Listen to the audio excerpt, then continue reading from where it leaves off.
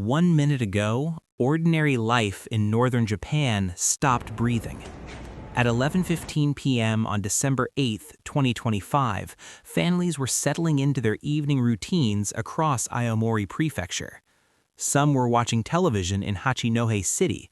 Others were closing up shops along the darkened streets of coastal towns. A few were already asleep, trusting the stillness of a Monday night.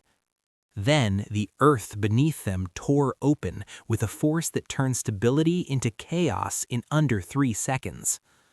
A magnitude 7.5 earthquake struck approximately 53 kilometers beneath the Pacific Ocean floor, just 80 kilometers east of the coastline. The rupture happened at the Japan Trench, where the Pacific Plate grinds relentlessly beneath the Okhotsk microplate at a rate of 8 to 9 centimeters per year. Based on plate convergence rates and the location of past earthquakes, this grinding likely builds stress for decades, perhaps centuries, before releasing. Now it had released in a single violent slip. But this was not just another earthquake. What if this tremor was only the beginning? What if the ground is preparing for something far worse? And why are scientists warning that the next 7 days could bring a disaster beyond anything northern Japan has seen since 2011? The shaking began with an upward thrust so sharp that people woke mid-air, thrown from their beds. Then came the lateral violence. Walls bent inward, furniture slid across floors as if pushed by invisible hands. In Hachinohe City, the Japan Meteorological Agency recorded a seismic intensity of upper 6 on the Shindo scale, the second highest level before catastrophic. Witnesses described shaking that lasted over 60 seconds. One man in his 40s said the motion felt vertical first, then horizontal, then both at once for what seemed like minutes. Another resident watched his television topple and crack, the screen splintering as the device hit the floor. At a business hotel near the coast, drawers flew open and their contents scattered across the rooms. The building groaned. In some areas, the violence was worse. Seismic stations at Noheji recorded ground acceleration of 0.33 g and ground velocity of 44.82 centimeters per second. At Hachinohe, acceleration reached 0.47 g.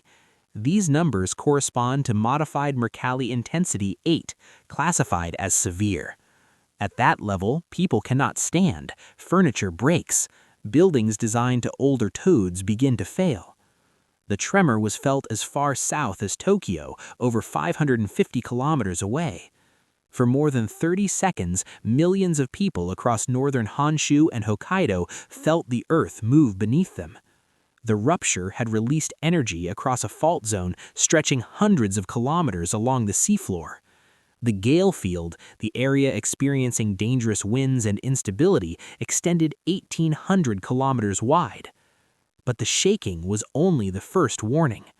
Within 2 minutes of the quake, tsunami sirens began wailing across the Pacific coast.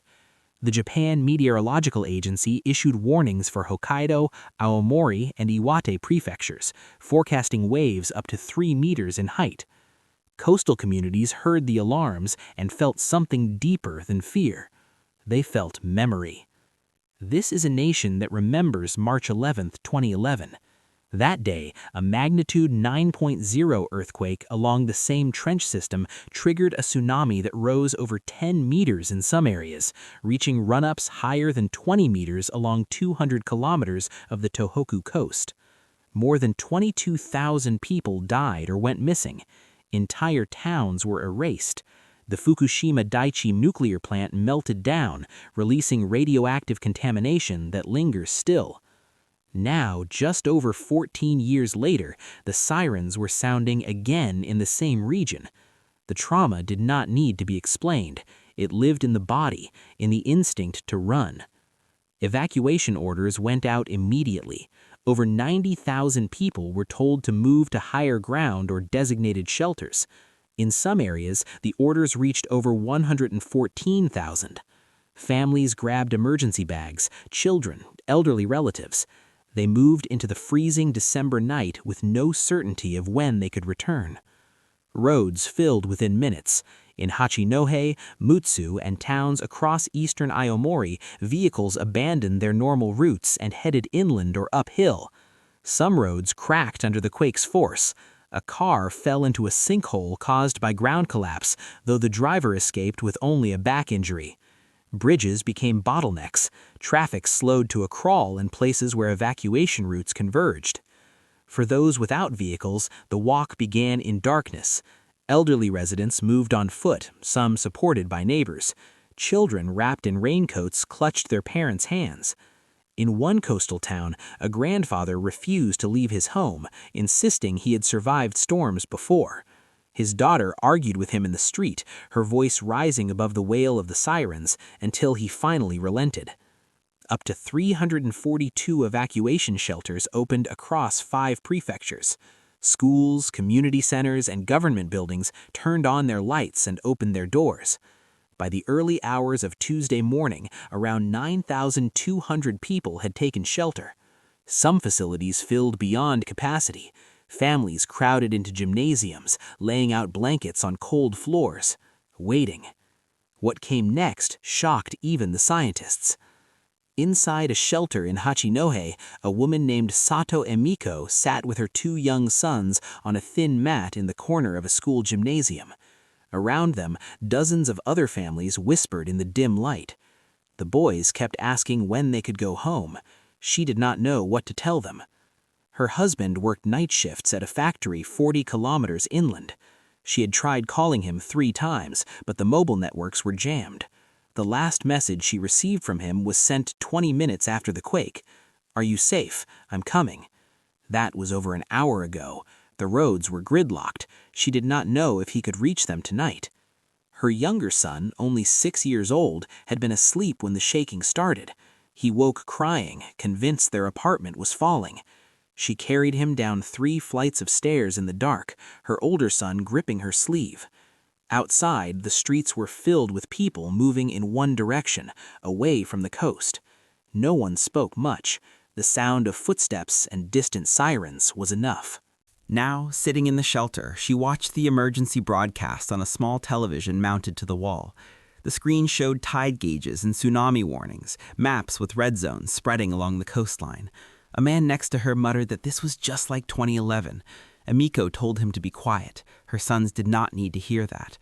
"We just have to wait," she said, more to herself than to anyone else. "We wait and we stay ready." But the ground had one more secret.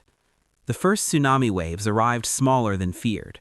At Kuji Port in Iwate Prefecture, a wave reached 70 centimeters. In Hachinohe and Mutsu, waves measured 40 centimeters. In Urakawa, Hokkaido, the height was 50 centimeters. These were not the towering walls of water that devastated the coast in 2011. They were manageable, almost anticlimactic. Yet officials did not lift the warnings immediately. Tsunamis can arrive in multiple waves, and the second or third wave is often larger than the first. Residents were told to stay in shelters, stay on higher ground, stay away from the coast. The Pacific Tsunami Warning Center confirmed there was no tectonic tsunami threat from an undersea earthquake, only the possibility of localized surges caused by the quake's offshore movement. By 6:30 a.m. on Tuesday, the Japan Meteorological Agency lifted all tsunami advisories. The immediate danger had passed, but confusion lingered. On social media, rumors spread that a massive tsunami was still coming. Some posts claimed sirens indicated a mega tsunami. Others shared warnings about waves reaching 30 meters, citing outdated government models for hypothetical future disasters. The truth was simpler but still unsettling. This quake had generated small tsunamis. The next one might not be so restrained. The shaking had severed more than roads. Across Hokkaido and the Tōhoku region, hundreds of homes lost power. Utilities confirmed outages affecting several hundred households, though most power was restored by 5 a.m. Tuesday.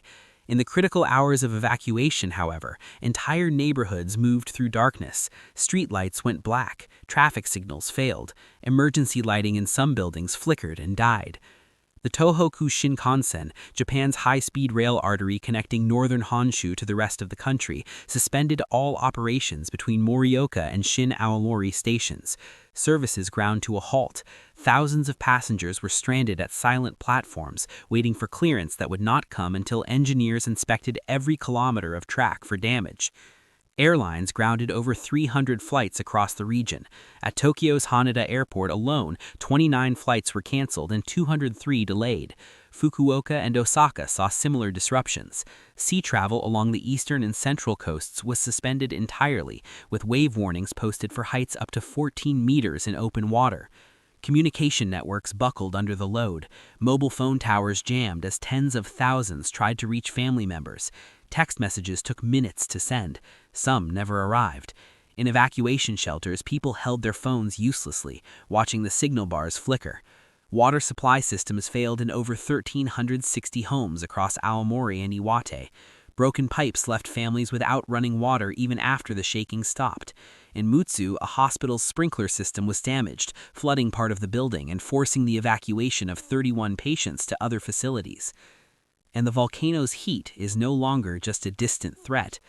For many in northern Japan, the word nuclear carries weight that does not fade. Fukushima remains a scar. When the quake struck, the immediate question was not about buildings or roads, it was about the reactors. The Higashidori nuclear power plant in Aomori and the Onagawa plant in Miyagi were both within the quake's impact zone. Tōhoku Electric Power Company issued statements within hours. No abnormalities detected. Systems were functioning normally. Radiation levels were stable. But trust is fragile after 2011. On social media and in shelters, people asked the same questions. Were the inspections thorough? Could aftershocks cause damage the first quake did not? What if the Megaquake warning meant a larger tremor was still coming, one strong enough to exceed design limits? Government officials moved quickly to reassure the public. Prime Minister Sane Takaichi established an emergency task force at the Kante within 20 minutes of the quake. She addressed the nation Tuesday morning, carefully balancing calm and caution. The plants had passed the stress test. Japan's post-Fukushima safety upgrades were working. Still, the memory lingers. Nuclear safety in Japan is not a technical question. It is an emotional one, rooted in the trauma of meltdown and evacuation and invisible contamination. Every tremor brings the fear back. What scientists feared most had just happened. On Tuesday morning, December 9th, the Japan Meteorological Agency made an announcement that sent a chill through the seismology community worldwide. For the first time ever, they issued a Hokkaido and Sanriku offshore earthquake warning, a megaquake advisory specific to the northern Japan Trench and Sanriku Trench region. This was not a prediction. It was a statistical alert. After a magnitude 7.0 or larger earthquake in this specific zone, the probability of an even larger quake increases. Under normal conditions, the chance of a magnitude 8.0 or greater earthquake in any given week is about 0.1%. Following Monday's magnitude 7.5 event, that probability climbed to roughly 1% for the next 7 days. 1% sounds small. In seismology, it is a flashing red light. The advisory was created based on historical patterns. The catastrophic magnitude 9.1 Tōhoku earthquake of March 11, 2011 was preceded by a magnitude 7.3 foreshock exactly 2 days earlier on March 9th. This precedent suggests that large quakes can sometimes be foreshocks to even larger ones, though seismologists stress that most magnitude 7 earthquakes are not followed by bigger events. The question remains, which quakes are foreshocks and which are main events? The Japan Trench is a subduction zone where the Pacific Plate dives beneath the Okhotsk microplate at a depth of about 8,000 meters. The convergence rate is 7.9 to 9.2 centimeters per year.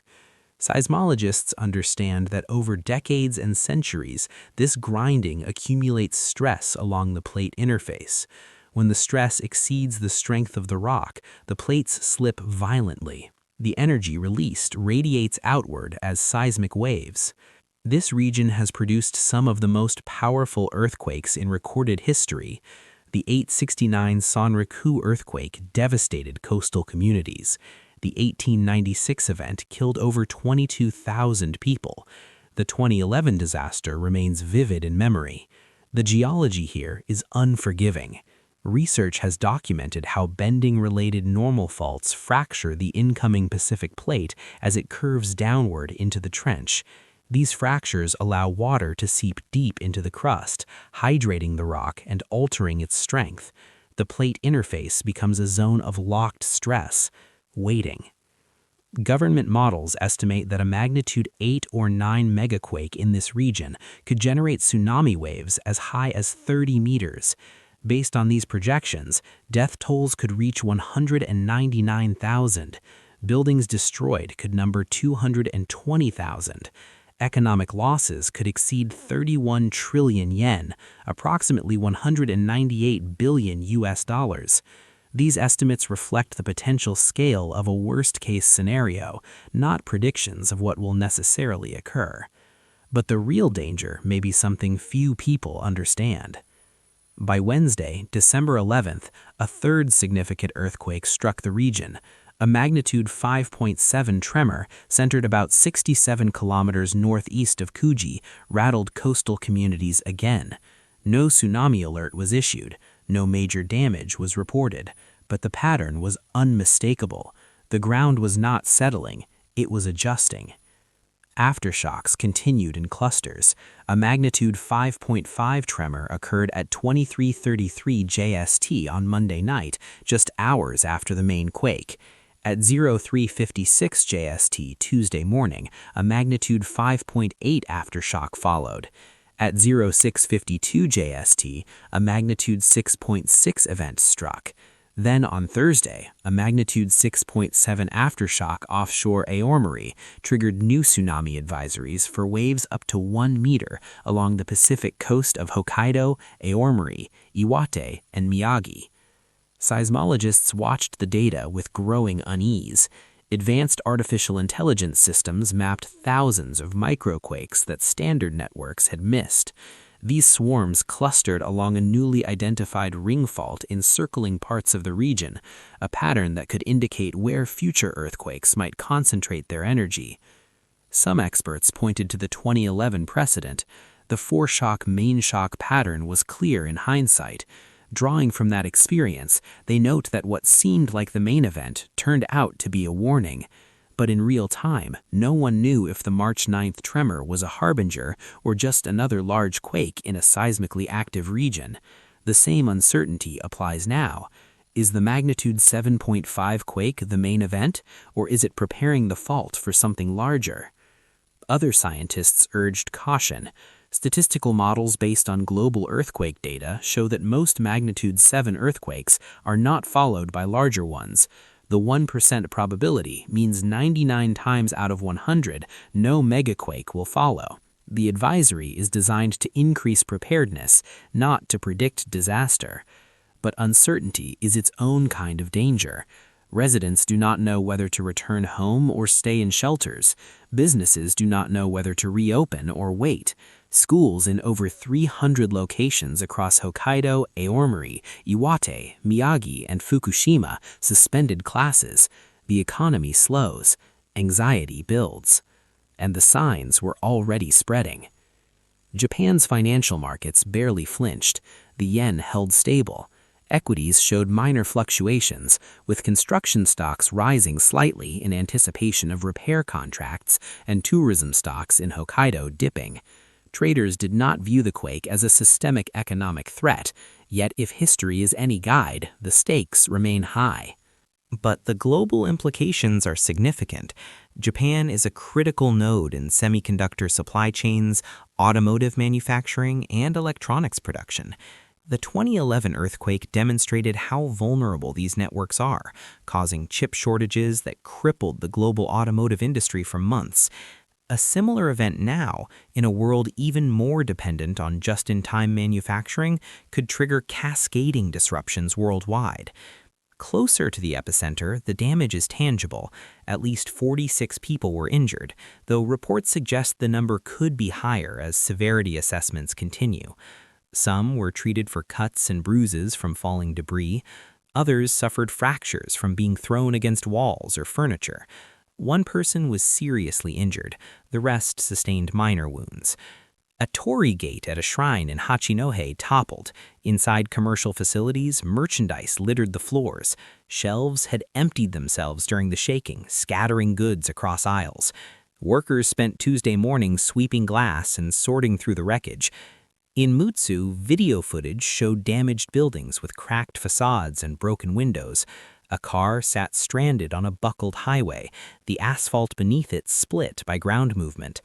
The visual record of the quake is one of disorder, not devastation. But the psychological record is different. For families who lived through 2011, every tremor is a trigger. Every siren brings back the memory of water rising, buildings collapsing, loved ones lost. The trauma does not fade, it accumulates. As the sun set on December 12th, northern Japan entered a state of suspended animation. Power had been restored, trains were running again, tsunami warnings had been lifted. Some families returned to their homes, checking for cracks in walls and inspecting damage. But the Megaquake advisory remained in effect. The Japan Meteorological Agency warned that the heightened risk would last for 7 days from the initial quake. That window closes on December 15th. Until then, residents are urged to keep emergency supplies ready, review evacuation plans, and stay alert for sudden tremors. Scientists cannot say whether the magnitude 7.5 earthquake was a foreshock or the main event.